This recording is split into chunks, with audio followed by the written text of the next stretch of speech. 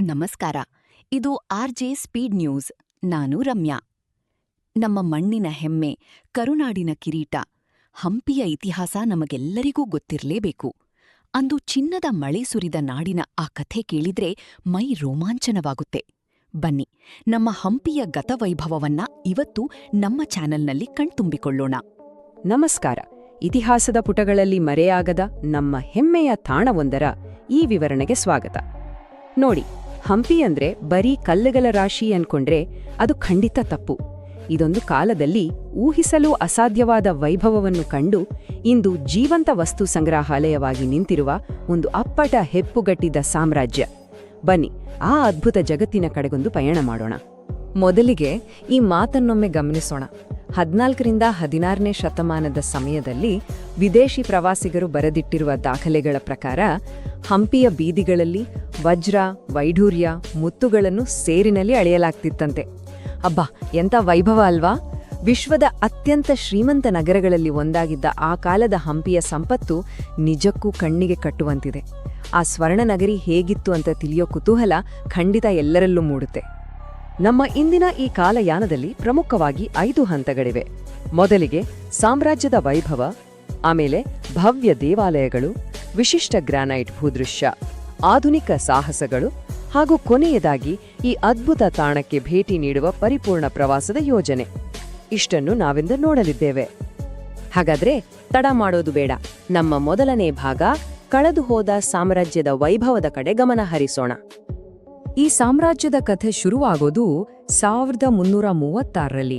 ಹರಿಹರ ಮತ್ತು ಬುಕ್ಕರಾಯರಿಂದ ಸ್ಥಾಪನೆಗೊಂಡ ಈ ಸಾಮ್ರಾಜ್ಯ 15 ಮತ್ತು 16ನೇ ಶತಮಾನದಲ್ಲಿ ಶ್ರೀಕೃಷ್ಣದೇವರಾಯನ ಆಳ್ವಿಕೆಯಲ್ಲಿ ಅಕ್ಷರಶಃ ಸುವರ್ಣಯುಗವನ್ನೇ ಕಂಡಿತು. ತುಂಗಭದ್ರಾ ನದಿ ಹಾಗೂ ಬೃಹತ್ ಗ್ರಾನೈಟ್ ಬಂಡೆಗಳ ನೈಸರ್ಗಿಕ ಕೋಟೆ ಸುಮಾರು 3 ಶತಮಾನಗಳ ಕಾಲ ಈ ಸಾಮ್ರಾಜ್ಯವನ್ನ ರಕ್ಷಿಸಿತು. ಆದರೆ ದುರಾದೃಷ್ಟವಶಾತ್ 1565ರ ತಾಳಿಕೋಟೆ ಕದನದ ನಂತರ ಈ ವೈಭವ ಮಣ್ಣು ಪಾಲಾಯಿತು. ಮುಂದೆ ಬಹಳ ವರ್ಷಗಳ ನಂತರ ಅಂದ್ರೆ 1986ರಲ್ಲಿ ಯುನೆಸ್ಕೋ ಇದರ ಐತಿಹಾಸಿಕ ಮಹತ್ವವನ್ನು ಗುರುತಿಸಿ ವಿಶ್ವ ಪರಂಪರೆಯ ತಾಣ ಅಂತ ಘೋಷಿಸಿತು. ಕಾಲ ಹೇಗೆಲ್ಲ ಬದಲಾಗುತ್ತೆ ನೋಡಿ. ಒಂದು ಕಾಲದಲ್ಲಿ ಜಗತ್ತಿನ ಮೂಲೆ ಮೂಲೆಗಳಿಂದ ವರ್ತಕರು ಬಂದು ರತ್ನ, ರೇಷ್ಮೆ ವ್ಯಾಪಾರ ಮಾಡುತ್ತಿದ್ದ ಗದ್ದಲದ ಹಂಪಿ ಬಜಾರ್ ಇವತ್ತು ಬರೀ ಪ್ರಶಾಂತವಾದ ಕಲ್ಲಿನ ಮಂಟಪಗಳ ಸಾಲಾಗಿ ನಿಂತಿದೆ. ಇವೆರಡಕ್ಕೂ ಅಜಗಜಾಂತರ ವ್ಯತ್ಯಾಸ. ಆದರೂ ಈ ಐತಿಹಾಸಿಕ ಬೀದಿಯ ಒಂದು ತುದಿಯಲ್ಲೇ ನಮ್ಮ ಪ್ರಸಿದ್ಧ ವಿರೂಪಾಕ್ಷ ದೇವಾಲಯ ತಲೆ ಎತ್ತಿ ನಿಂತಿರುವುದು ವಿಶೇಷ. ಮುಂದಿನ ಭಾಗ ಭವ್ಯ ದೇವಾಲಯಗಳು ಮತ್ತು ಸ್ಮಾರಕಗಳ ಬಗ್ಗೆ ತಿಳಿದುಕೊಳ್ಳೋಣ. ಈ ಸಂಖ್ಯೆ 50 ಅಂದ್ರೆ ಏನು ಅಂತ ಆಶ್ಚರ್ಯ ಆಗ್ಬೋದಲ್ವಾ? ಇದು 7ನೇ ಶತಮಾನದಷ್ಟು ಹಳೆಯದಾದ, ಇಂದಿಗೂ ಸಕ್ರಿಯವಾಗಿ ಪೂಜೆ ನಡೆಯುತ್ತಿರುವ ಶ್ರೀ ವಿರೂಪಾಕ್ಷ ದೇವಾಲಯದ ಮಹಾದ್ವಾರದ ಅಂದ್ರೆ ಗೋಪುರದ ಎತ್ತರ. ಹೌದು, 50 ಮೀಟರ್ ಎತ್ತರದ ಈ ಬೃಹತ್ ರಚನೆ ಹಂಪಿಯ ಆಕಾಶರೇಖೆಯ ಹೆಗ್ಗುರುತು. ಇದನ್ನ ಎಷ್ಟೋ ಕಿಲೋಮೀಟರ್ ದೂರದಿಂದಲೇ ಕಣ್ತುಂಬಿಕೊಳ್ಬಹುದು. ವಿಜಯ ವಿಠ್ಠಲ ದೇವಸ್ಥಾನದ ಬಗ್ಗೆ ಹೇಳಲೇಬೇಕು. ಇದೊಂದು ಕಲ್ಲಿನ ಕಾವ್ಯ. ಇಲ್ಲಿನ ಕಂಬಗಳನ್ನು ನಿಧಾನವಾಗಿ ತಟ್ಟಿದ್ರೆ ವಿಭಿನ್ನ ಸಂಗೀತದ ಸ್ವರಗಳು ಹೊರಹೊಮ್ಮುತ್ತವೆ ಅಂದ್ರೆ ನಂಬಲೇಬೇಕು. ಅಂದಿನ ಶಿಲ್ಪಿಗಳ ನೈಪುಣ್ಯತೆ ಎಷ್ಟಿತ್ತಲ್ವಾ? ಜೊತೆಗೆ ಇದರ ಆವರಣದಲ್ಲಿರೋ ಕಲ್ಲಿನ ರಥ ಹಂಪಿಯ ಕಿರೀಟವಿದ್ದಂತೆ. ಇದು ಎಷ್ಟು ಪ್ರಸಿದ್ಧ ಅಂದ್ರೆ ನಮ್ಮ ಇಂದಿನ 50 ರೂಪಾಯಿ ನೋಟಿನ ಹಿಂಭಾಗದಲ್ಲಿ ಇದೇ ರಥದ ಚಿತ್ರವನ್ನು ಮುದ್ರಿಸಲಾಗಿದೆ. ಇದೊಂದು ಅದ್ಭುತ ಅಲ್ವಾ? ಇಲ್ಲಿ ನಿಜಕ್ಕೂ ಗಮನ ಸೆಳೆಯುವ ಮತ್ತೊಂದು ಅದ್ಭುತ ಅಂದ್ರೆ ಲೋಟಸ್ ಮಹಲ್.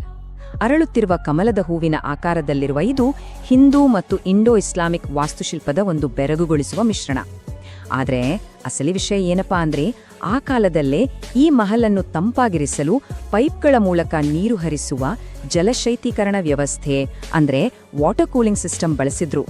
ಅಂದಿನ ಇಂಜಿನಿಯರಿಂಗ್ ಕೌಶಲ್ಯ ನಿಜಕ್ಕೂ ನಮ್ಮನ್ನು ಮೂಕವಿಸ್ಮಯರನ್ನಾಗಿಸುತ್ತೆ. ಬೃಹತ್ ರಚನೆಗಳ ಬಗ್ಗೆ ಮಾತನಾಡುವಾಗ ಈ 6.7 ಮೀಟರ್ ಅನ್ನೋ ಅಂಕಿಯನ್ನ ಮರೆಯುವಂತೆಯೇ ಇಲ್ಲ. ಇದು ಹಂಪಿಯಲ್ಲೇ ಅತಿ ದೊಡ್ಡದಾದ ಏಕಶಿಲಾ ವಿಗ್ರಹ ಉಗ್ರ ನರಸಿಂಹನ ಎತ್ತರ. ವಿಷ್ಣುವಿನ ಈ ಬೃಹತ್ ಮೂರ್ತಿಯನ್ನು ಕೇವಲ ಒಂದೇ ಒಂದು ಗ್ರಾನೈಟ್ ಶಿಲೆಯಲ್ಲೇ ಕೆತ್ತನಾಗಿದೆ ಅಂದ್ರೆ ಬೆರಗಾಗುತ್ತೆ. ಆ ಉಗ್ರ ಭಾವ, ಆ ಕರುಕುಶಲತೆ ನೋಡಿದಾಗ ಎಂಥವರಲ್ಲೂ ಒಂದು ಕ್ಷಣ ಭಕ್ತಿ ಮತ್ತು ಅಚ್ಚರಿ ಒಟ್ಟಿಗೆ ಮೂಡುತ್ತೆ. ಬನ್ನಿ, ಈಗ ಭಾಗ 3ರತ್ತ ಸಾಗೋಣ. ವಿಶಿಷ್ಟ ಗ್ರಾನೈಟ್ ಭೂದೃಶ್ಯ. ಹಂಪಿಯ ಈ ಬೃಹತ್ ಕಲ್ಲಿನ ಬಂಡೆಗಳನ್ನು ನೋಡಿದ್ರೆ ನಾವು ಬೇರೆ ಯಾವುದೋ ಗ್ರಹಕ್ಕೆ ಬಂದಿದ್ದೀವೇನೋ ಅನ್ನೋ ಫೀಲ್ ಬರುತ್ತೆ. ಲಕ್ಷಾಂತರ ವರ್ಷಗಳ ನೈಸರ್ಗಿಕ ಪ್ರಕ್ರಿಯೆಗಳಿಂದಾಗಿ ಈ ಬಂಡೆಗಳು ಇಂದಿನ ಈ ಮಾಂತ್ರಿಕ ಆಕಾರ ಪಡೆದುಕೊಂಡಿವೆ. ಇಲ್ಲಿನ ಪ್ರತಿಯೊಂದು ದೇವಾಲಯ ಹಾಗೂ ಹರಿಯುವ ತುಂಗಭದ್ರೆಯ ಸುತ್ತಲೂ ಈ ಬಂಡೆಗಳೇ ಕಾವಲುಗಾರರಂತೆ ನಿಂತಿವೆ. ಇಂಥದ್ದೊಂದು ಅನ್ಯಲೋಕದಂಥ ದೃಶ್ಯ ಭಾರತದಲ್ಲಿ ಬೇರೆಲ್ಲೂ ಸಿಗ್ಲಿಕ್ಕಿಲ್ಲ. ಈ ನೈಸರ್ಗಿಕ ಕ್ಯಾನ್ವಾಸ್ನಲ್ಲಿ ಮಿಸ್ ಮಾಡ್ಕೊಳ್ಬಾರ್ದ ಜಾಗಗಳು ಅಂದ್ರೆ ಮಾತಂಗ ಬೆಟ್ಟ, ಹೇಮಕೂಟ ಪರ್ವತ ಮತ್ತು ಸಾಸಿವೆಕಾಳು ಗಣೇಶ. ಹಂಪಿಯ ಅತಿ ಎತ್ತರದ ತಾಣವಾಗಿರೋ ಮಾತಂಗ ಬೆಟ್ಟದಿಂದ ಕಾಣೋ ಸೂರ್ಯೋದಯದ ನೋಟ ಇದೆಯಲ್ಲ, ಅದು ಅಕ್ಷರಶಃ ಸ್ವರ್ಗ. ಹಾಗೆ ಸೂರ್ಯಾಸ್ತದ ಹೊತ್ತಿನಲ್ಲಿ ಹೇಮಕೂಟ ಪರ್ವತದ ಪ್ರಾಚೀನ ದೇವಾಲಯಗಳ ಮೇಲೆ ಬೀಳೋ ಹೊಂಬೆಳಕು ಇಡೀ ಪರಿಸರವನ್ನು ಚಿನ್ನದಂತೆ ಕಂಗೊಳಿಸುವಂತೆ ಮಾಡ್ತದೆ. ಜೊತೆಗೆ ಅಲ್ಲೇ ಇರೋ ಸಾಸಿವೆಕಾಳಿನ ಆಕಾರದ 2.4 ಮೀಟರ್ ಎತ್ತರದ ಏಕಶಿಲಾ ಗಣೇಶ ಕಲೆ ಮತ್ತು ನಿಸರ್ಗದ ಅದ್ಭುತ ಸಂಗಮ. ಈಗ ನಮ್ಮ 4ನೇ ಭಾಗ, ಹಂಪಿಯಲ್ಲಿ ಆಧುನಿಕ ಸಾಹಸಗಳ ಬಗ್ಗೆ ನೋಡೋಣ. ಬರೀ ಇತಿಹಾಸ ಮಾತ್ರವಲ್ಲ, ಇಲ್ಲಿ ಸಾಹಸಕ್ಕೂ ಜಾಗವಿದೆ. ತುಂಗಭದ್ರೆಯ ಶಾಂತ ನೀರಿನಲ್ಲಿ ಸಾಂಪ್ರದಾಯಿಕ ಬುಟ್ಟಿ ದೋಣಿ ಅಥವಾ ಹರಿಗೋಳು ವಿಹಾರ ಮಾಡೋದು ಸಖತ್ತಾಗಿರುತ್ತೆ. ಇನ್ನು ಸೈಕಲ್ ತಗೊಂಡು ಆ ಹಳೆಯ ಸ್ಮಾರಕಗಳ ಮಧ್ಯೆ ಸುತ್ತಾಡ್ಬೋದು. ಸಾಹಸ ಪ್ರಿಯರಿಗೆ ಈ ಗ್ರಾನೈಟ್ ಬಂಡೆಗಳನ್ನೇರುವ ಬೋಲ್ಡರಿಂಗ್ ಹೇಳಿ ಮಾಡಿಸಿದ ಆಟ. ಬೆಟ್ಟದ ಮೇಲಿಂದ ಸುಂದರ ಸೂರ್ಯಾಸ್ತ ನೋಡಿ ನದಿಯಾಚೆಗಿರುವ ಹಿಪ್ಪಿ ಐಲ್ಯಾಂಡ್ನ ಆರಾಮದಾಯಕ ವಾತಾವರಣದಲ್ಲಿ ರಿಲ್ಯಾಕ್ಸ್ ಮಾಡೋದೇ ಒಂದು ಬೇರೆ ಲೆವೆಲ್ ಎಕ್ಸ್ಪೀರಿಯನ್ಸ್. ಕೊನೆಯದಾಗಿ ಭಾಗ 5, ಪರಿಪೂರ್ಣ ಪ್ರವಾಸದ ಯೋಜನೆ ಹೇಗಿರಬೇಕು ಅಂತ ನೋಡೋಣ. ಹಂಪಿಗೆ ಹೋಗೋಕೆ ಬೆಸ್ಟ್ ಟೈಮ್ ಅಂದ್ರೆ ಅಕ್ಟೋಬರ್ನಿಂದ ಫೆಬ್ರವರಿ. ಆ ಟೈಮಲ್ಲಿ ವಾತಾವರಣ 15ರಿಂದ 30 ಡಿಗ್ರಿ ಸೆಲ್ಸಿಯಸ್ ಇರೋದ್ರಿಂದ ತಿರುಗಾಡೋಕೆ ತುಂಬಾ ಚೆನ್ನಾಗಿರುತ್ತೆ. ಅದರಲ್ಲೂ ನವೆಂಬರ್ನಿಂದ ಜಾನ್ವರಿ ಮಧ್ಯ ನಡೆಯುವ ಹಂಪಿ ಉತ್ಸವದ ಸಮಯದಲ್ಲಂತೂ ಇಡೀ ಹಂಪಿ ದೀಪಗಳಿಂದ ಜಗಮಗಿಸುತ್ತೆ. ಶಾಸ್ತ್ರೀಯ ಸಂಗೀತ, ನೃತ್ಯಗಳ ಮೂಲಕ ಆ ಹಳೆಯ ವಿಜಯನಗರದ ವೈಭವ ಮತ್ತೆ ಮರಳಿ ಬಂದಂತೆ ಭಾಸವಾಗುತ್ತೆ. ಇನ್ನು ವಿರೂಪಾಕ್ಷ ದೇವಸ್ಥಾನದ ಮಹಾಶಿವರಾತ್ರಿ ಆಚರಣೆ ಕೂಡ ಅದ್ಭುತ ಆಧ್ಯಾತ್ಮಿಕ ಅನುಭವ ನೀಡುತ್ತೆ. ಇನ್ನು ಇಲ್ಲಿಗೆ ತಲುಪುವುದು ಕೂಡ ಬಹಳ ಸುಲಭ. ವಿಮಾನದಲ್ಲಿ ಬರೋರಿಗೆ 40 ಕಿಲೋಮೀಟರ್ ದೂರದಲ್ಲಿರೋ ಜಿಂದಾಲ್ ವಿಜಯನಗರ ಏರ್ಪೋರ್ಟ್ ಹತ್ತಿರ. ಟ್ರೈನ್ನಲ್ಲಿ ಬಂದ್ರೆ ಹೊಸಪೇಟೆ ಜಂಕ್ಷನ್ ಕೇವಲ 13 ಕಿಲೋಮೀಟರ್ ದೂರದಲ್ಲಿದೆ. ಇನ್ನು ರಸ್ತೆ ಮಾರ್ಗ ಅಂತ ಬಂದ್ರೆ ನಮ್ಮ ಬೆಂಗಳೂರಿನಿಂದ ಸುಮಾರು 340 ಕಿಲೋಮೀಟರ್ ದೂರ. ಆರಾಮಾಗಿ ಕಾರಲ್ಲೋ ಬಸ್ಸಲ್ಲೋ ಒಂದು 6-7 ಗಂಟೆಗಳಲ್ಲಿ ತಲುಪಿಬಿಡ್ಬೋದು. ಉಳಿದುಕೊಳ್ಳೋಕೆ ಕೂಡ ಸಾಕಷ್ಟು ಆಯ್ಕೆಗಳಿವೆ. ಸ್ಥಳೀಯ ಸಂಸ್ಕೃತಿ ನೋಡಬೇಕು ಅಂದ್ರೆ ಹೋಮ್ ಸ್ಟೇಗಳಿವೆ, ಇಲ್ಲ ಐಷಾರಾಮಿ ರೆಸಾರ್ಟ್ಗಳೂ ಇವೆ.